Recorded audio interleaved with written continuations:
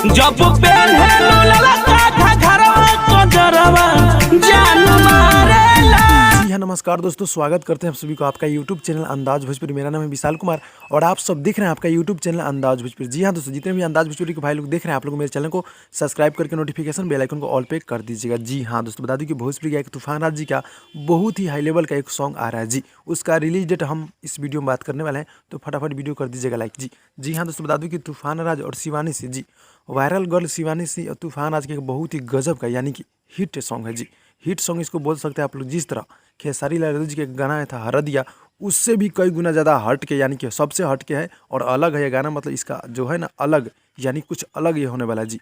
हरदिया ए पिया जी, ये गाना का टाइटल मुझे इतना अच्छा लगा क्या बताऊँ। जी हाँ दोस्तों, हरदिया ए पिया जो कि डुएट में शिवानी सिंह है और भोजपुरी गायक तूफान राज जी। गाना बहुत ही गजब का होने वाला है, बवाल का होने वाला है, जो कि इसको रिलीज़ किया जा रहा है 2 अगस्त को सुबह 6:30 पे यानी कि 6:30 बजे आप सबके बीच केटी म्यूजिक वर्ल्ड यूट्यूब चैनल के माध्यम से। जी गाना बहुत ही बवाल का होने वाला है, कमाल का होने वाला है। जी हाँ दोस्तों, जो कि गीत को लिखे हैं हमारे बड़े भैया सोनू संगम जी और म्यूजिक है जेपी तिवारी जी का जी। जेपी तिवारी जी का म्यूजिक काफ़ी हाई लेवल का होता है, बवाल का होता है। और ये गाने की बात करें तो गाना बहुत ही अलग है, यानी कि सबसे हट के है और बवाल ही होने वाला है जी।